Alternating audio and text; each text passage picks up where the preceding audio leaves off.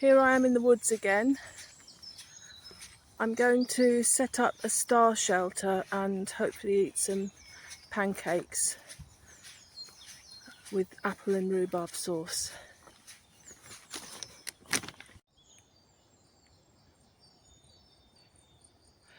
Okay, so here's my shelter put up. The star tarp shelter with a 3x3 DD tarp, and it's also called a mushroom shelter. So as you can see, it's pegged out all four corners, and I've got a trekking pole in the centre holding it up, which I'll show you in a second. And if it's raining, you can peg down the middle tie-out point on each side of the shelter, and this will this one here, make it weatherproof in the wind and rain, hopefully. So here you can see my shelter.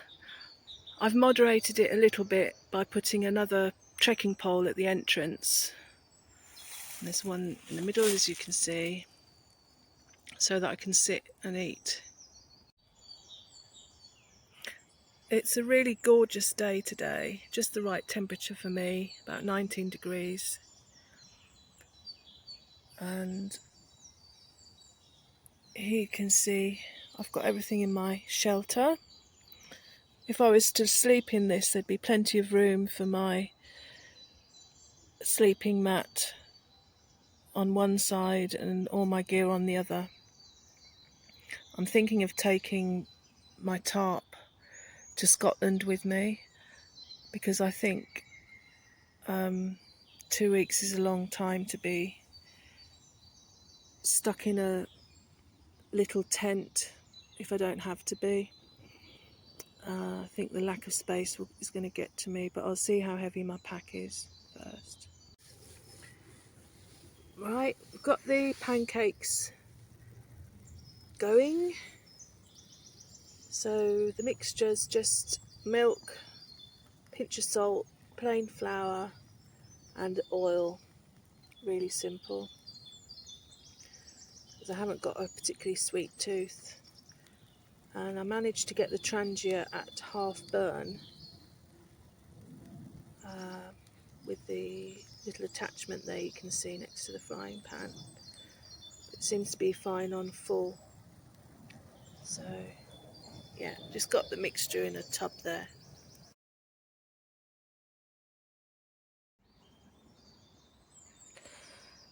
This is very nice, even if I do say so myself.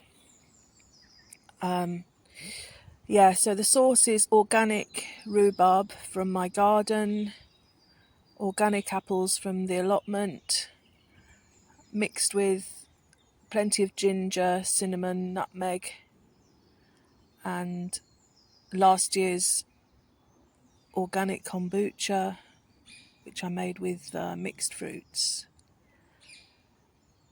One thing that I would warn against, though, if you're using the trangia, always be aware of the direction the wind's blowing in.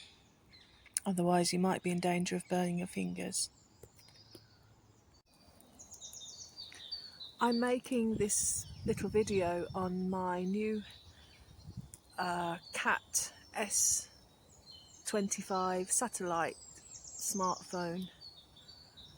It's a brand new phone made by Cat and Motorola. I think it came out last year, February 2023, and it's the first two-way satellite phone.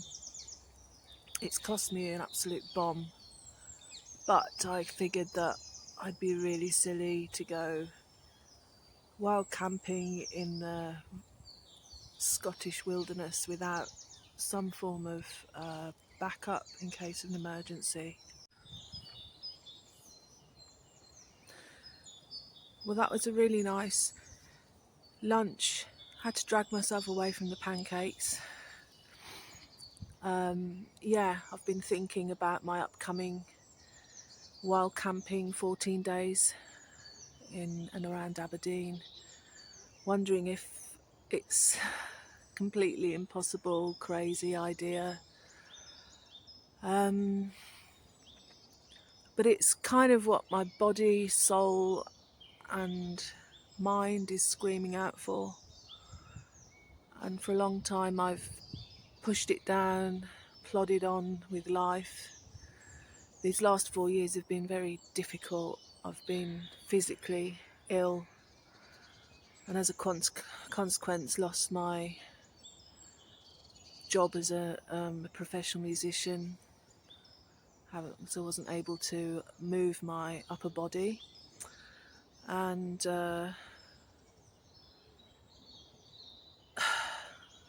basically music is what keeps me going, and without that I've really struggled, although I'm getting back into it again now. And yeah, just other personal stuff. But I've been thinking that since the age of 19 I've basically fended for myself, and I've been everywhere I've been in Europe, I've been by myself because I basically prefer being alone. And I think, well, if I can go to Paris with a double bass on the Paris metro for weeks on end, I'm sure I can carry a backpack. Not sure about the 14 days worth of food yet. That worries me slightly. And I'm also nearly 50 years old, so age is creeping up on me, and I can't imagine not having my chair to sit on. But at the end of the day, that's a luxury I may have to do without. We'll see. And at the end of the day, I'm not competitive with anybody else or myself. And if I can't do it and I end up in the same place for 2 weeks, just moving around the same area,